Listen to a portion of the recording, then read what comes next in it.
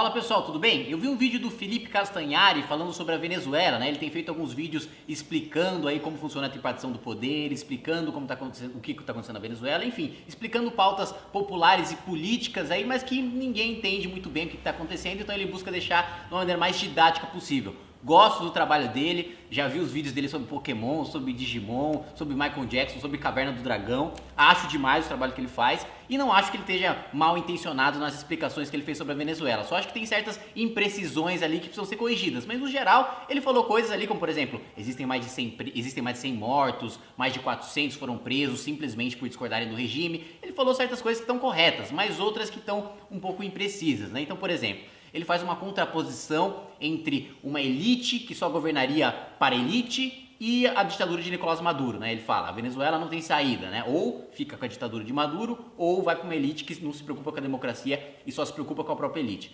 Hoje, um dos principais opositores do governo do Maduro é Leopoldo López, que é do partido Vontade Popular, um partido de centro-esquerda. Então não se trata de uma disputa de esquerda e direita, não se trata de uma disputa de elite e proletariado, mas sim de uma disputa de democracia, de pessoas que estão defendendo a liberdade, que estão defendendo a democracia, como Leopoldo López, que eu, mesmo discordando da ideologia dele, mesmo eu sendo liberal, apoio a luta dele pela democracia, porque ele é de um partido de centro-esquerda, mas ele não é autoritário, como o Hugo Chávez, como Nicolás Maduro.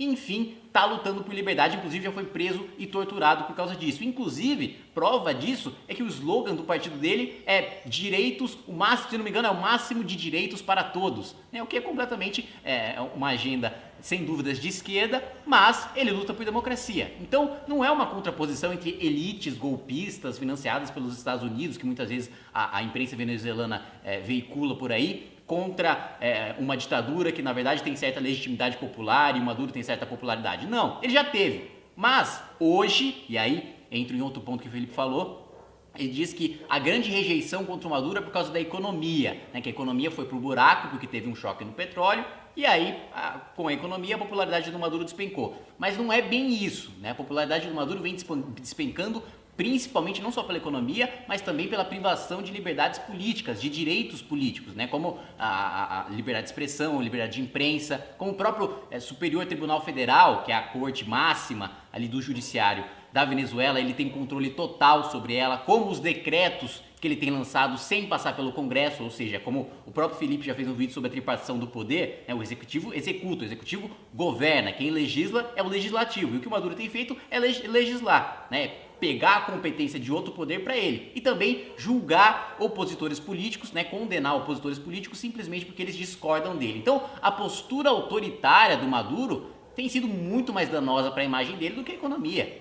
E mais, o ponto da economia da Venezuela não é uma questão de choque do petróleo, isso afeta sim a economia venezuelana, mas o problema é muito mais profundo, né? Por exemplo, aqui no Brasil a gente teve o plano Sarney, né? Que tiveram os fiscais do Sarney para controlar preços, etc, né? O empresário que saísse daquele preço era punido e basicamente a mesma coisa o Maduro está fazendo, só que com muito mais violência. E o que acontece quando você controla preço, né? O Felipe falou, tá faltando papel higiênico, tá faltando comida. O que acontece? Por que tá faltando?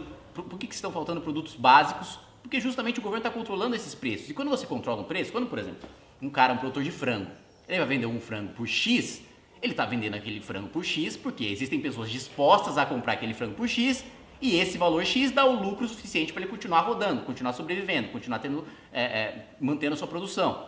Se o governo diz que esse preço tem que ser X menos 1, como está acontecendo na Venezuela hoje, e esse preço der prejuízo para o produtor, ele simplesmente não vai mais produzir ou vai vender no mercado negro. Né? Não é porque ele não quer deixar de ter lucro porque ele é malvadão. Não, porque sem o lucro ele não sobrevive. Então, justamente o controle de preço que está ocasionando a falta de produtos. E você também tem a inflação, né? O governo imprime muita moeda, o governo gasta muito dinheiro público, e isso a gente viu até aqui no Brasil, né? A gente chegou até a inflação de 2 dígitos no ano passado, e lá na Venezuela o governo gasta muito mais, né? Chegando a ter inflação aí de 100%, 1000%, sei lá mais onde é que está. Então, é uma estrutura econômica que vai muito além, é um problema econômico que vai muito além do choque do petróleo, de uma crise internacional, de uma coisa externa. É algo interno, né? Porque o preço basicamente existe para transmitir informação. Para aquele cara, por exemplo, tem um lápis, tem mais pessoas comprando lápis, o governo vai comprar mais lápis ou escolas privadas vão comprar mais lápis. Automaticamente esse preço passa uma informação correta e precisa e necessária para o cara que está produzindo madeira lá atrás, né? Aliás, para quem curte uma leitura econômica, tem o livro para escolher do Milton Friedman e uma das primeiras coisas que ele explica é a questão do preço.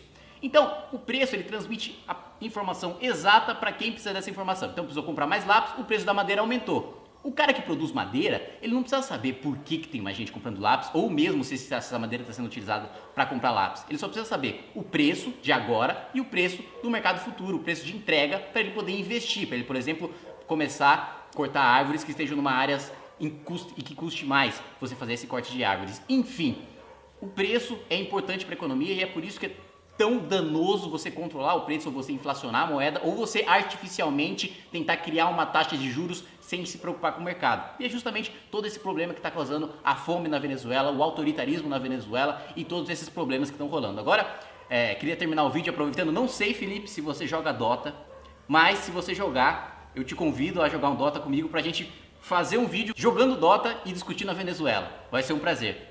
Valeu, um abraço.